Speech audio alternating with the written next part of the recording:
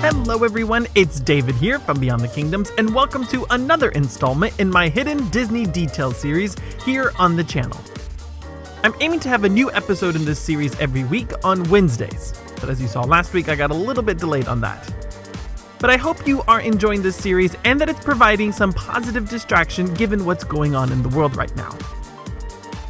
This week, we're going to take a trip to Epcot and explore 17 hidden details and secrets, specifically in Future World.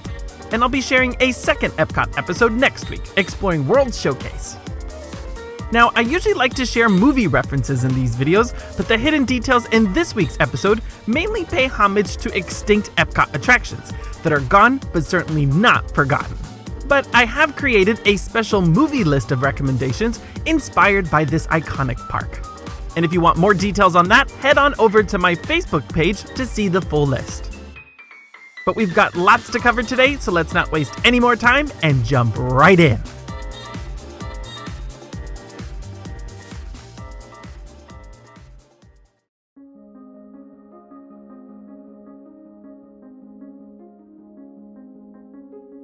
Naturally, we begin today's tour with a stop at the park's headliner attraction, Spaceship Earth. This stunning structure is home to the park's central ride that may seem like it's still in its original form, but actually has changed multiple times throughout the years. In fact, it will soon undergo its newest overhaul sometime this year. Spaceship Earth's 15-minute journey back in time to explore our planet's history of communication is packed with over a dozen scenes and over 50 audio animatronic figures. One of the highest numbers in any single attraction at Walt Disney World. In fact, there are so many characters in this ride that Imagineers had to reuse some familiar faces. Every animatronic figure that is built has a basic mold that is used to create the outer skin and facial features of the character. The mold is naturally kept in storage in case someone needs a bit of a makeover. But to cut the cost down on Spaceship Earth, Imagineers pulled some existing molds out of the archive to reuse them as new characters. There are 9 different presidents seen on Spaceship Earth, whose molds come from the Hall of Presidents show at the Magic Kingdom. Slap a new costume on one of these guys and tweak some of the features, and you end up with a whole new character for less than half the price. In the Roman sequence, 2 presidents were repurposed in this very scene. The Roman senator with his back to the audience is actually Teddy Roosevelt. And the Roman soldier speaking to him is America's 12th president, Zachary Taylor. In the next scene, when you arrive at the Renaissance, you'll actually spot 3 presidents in the printing press sequence. On the right side of the track, you'll see Dwight D. Eisenhower playing a mandolin. And on the opposite side, Andrew Jackson can be seen in the background working on the printing press. And James Buchanan is repurposed to represent Gutenberg himself.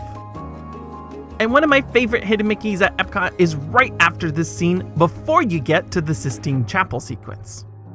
If you're sat on the left side of the vehicle, keep your eyes peeled for this set of paint circles to form the classic mouse himself.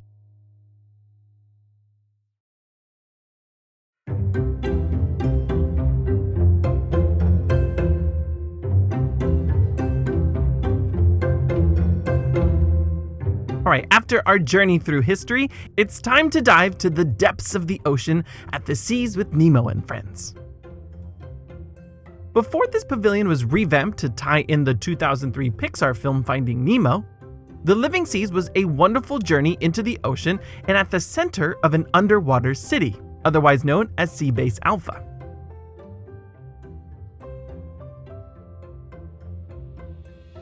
And at the very start of the queue for the ride, you'll see a tribute to this pavilion's past and present. When you first step inside and zigzag a beach setting filled with signs advertising the local seaside businesses, you'll spot a small circular sign in I think 2 locations advertising the Nautical Exploration and Marine Observation Facility. Focus on the first letter of each word and you'll notice that it spells out Nemo. And towards the end of this room, you'll also see a large lifeguard hut, filled with dozens of different signs. But on the side of the hut itself, you'll see a station number is listed as 5A.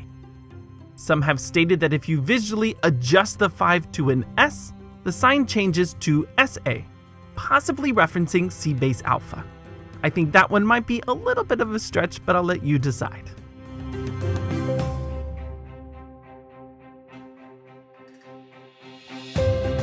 And of course, no trip to the seas with Nemo and friends is complete without a look at the beautiful tanks. I could spend hours here observing all the wonderful marine life showcased throughout. And if you go into the main circular viewing area on the second floor, you'll of course see one of the most recognizable, not so hidden Mickeys in Epcot. The divers have a tendency to shape some rocks in the classic silhouette at the bottom of the tank.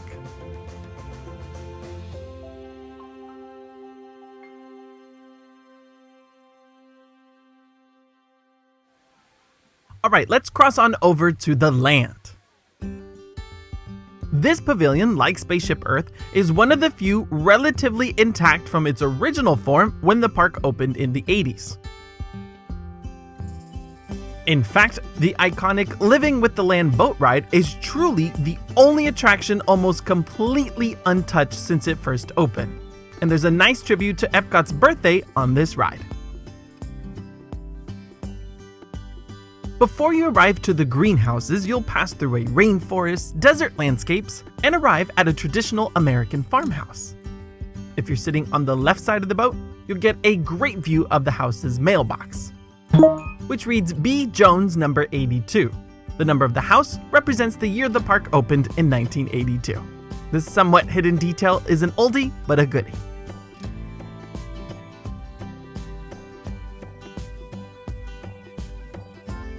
And of course, the greenhouse section is often filled with hidden Mickeys.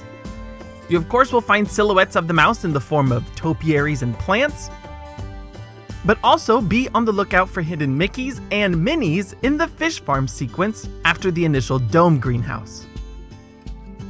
The horizontal tanks at the end of this room often have different types of hidden Mickeys all the time, but their exact locations do tend to move quite often. After exiting Living with the Land and on your way out to other pavilions in Future World, take a look at the balloons at the center of the big atrium. These 4 balloons represent the 4 seasons of the year and also ties into a scrapped attraction idea for this pavilion by Tony Baxter, where guests would have taken a hot air balloon ride through the different greenhouses, a sort of predecessor to the now popular Soarin' Around the World.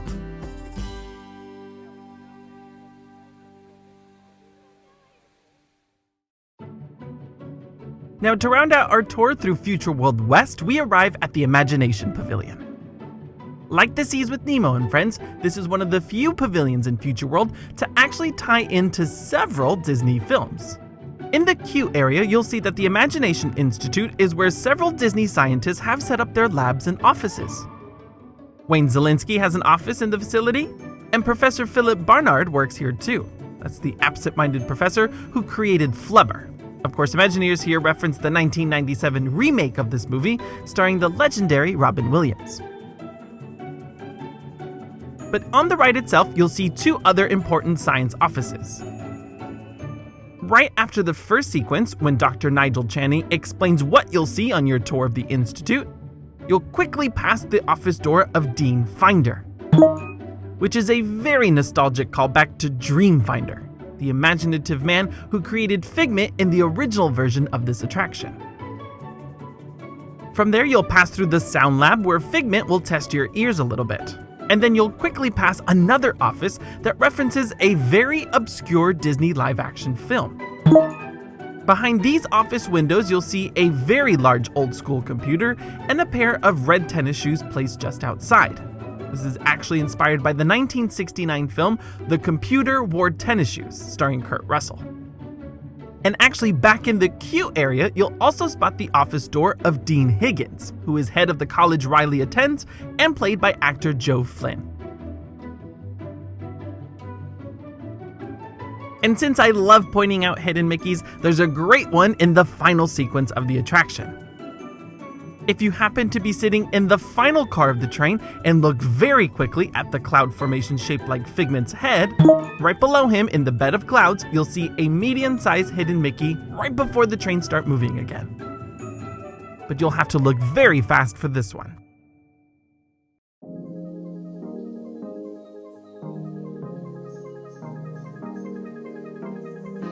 Alright, let's cross on over to the other side of the park to Future World East, home of two great Epcot thrill rides. Long before the fan favorite Test Track opened, this area was home to World of Motion, a dark ride omnimover attraction that took guests on a comical ride through man's history of transportation.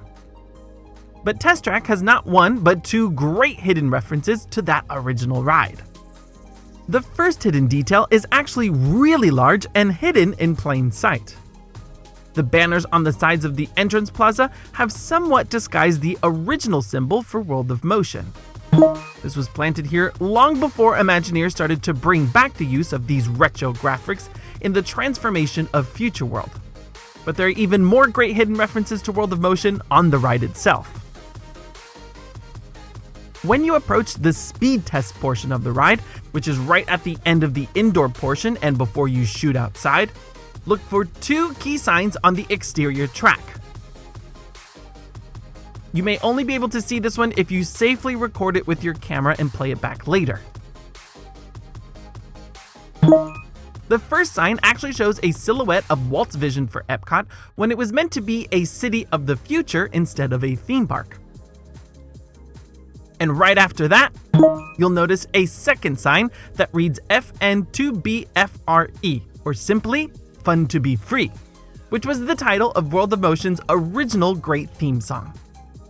And you'll also notice that 80s logo again here on this sign as well. But if you rewind a little bit back inside, you may notice a familiar model. After the initial brakes test, you'll slowly turn around a city of the future. I originally thought that this was a callback to the City of Tomorrow seen at the end of the original World of Motion ride. But in fact, after doing some research, I noticed that this city is actually inspired by a scene in another fan favorite attraction that was located just next door, Horizons. About halfway through the original Horizons attraction, after the large IMAX screen sequence, you began touring different living environments of the future. And the first that was shown was Nova City. The large mural in the background shows a series of triangular buildings in the heart of this community, very similar to the futuristic city seen on Test Track. And speaking of Horizons, let's finish up our trip next door at Mission Space. Disney Imagineers and Walt himself have always had a fascination with space travel. Over the years, there have been several attractions inspired by the idea of traveling to the stars in our universe. And similar to Test Track, Imagineers planted another retro pavilion symbol inside this queue, this time of course paying homage to Horizons. I don't have a great shot of this one, but at the center of the spinning space station in the queue area, there's a small hatched door. And at the very center, you'll see the original Horizons logo.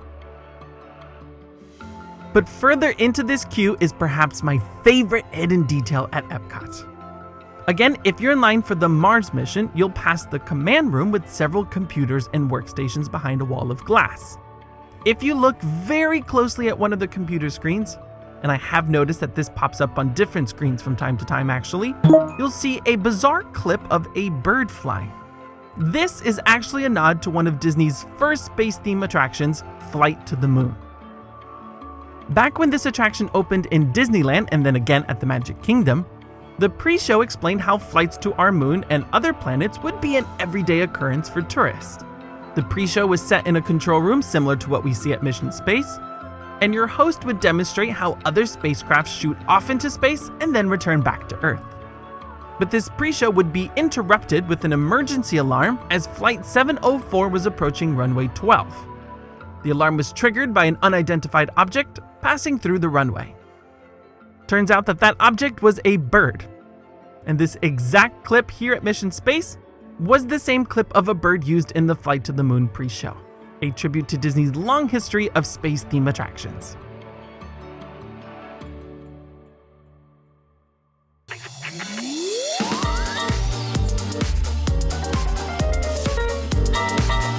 So there you have it, friends, 17 hidden details found throughout Future World at Epcot. I hope you enjoyed this fun trip around the park, and I cannot wait to show you even more hidden details inside Epcot in next week's tour around World Showcase. I love how Epcot references a mixture of the park's history, a select few films, and real landmarks from around the globe.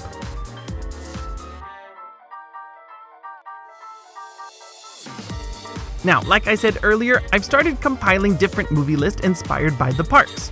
And if you get tired of doing virtual tours of Walt Disney World, these movies will certainly provide a fun Disney distraction and almost feel like you're in the parks. If anything, it's a great set of films to watch before your next trip because you'll know even more stories dotted around the parks. But guys, that will certainly have to do it for today. I hope all of you are staying safe at home and healthy with your family, but until next time, remember, if you can dream it, you can do it.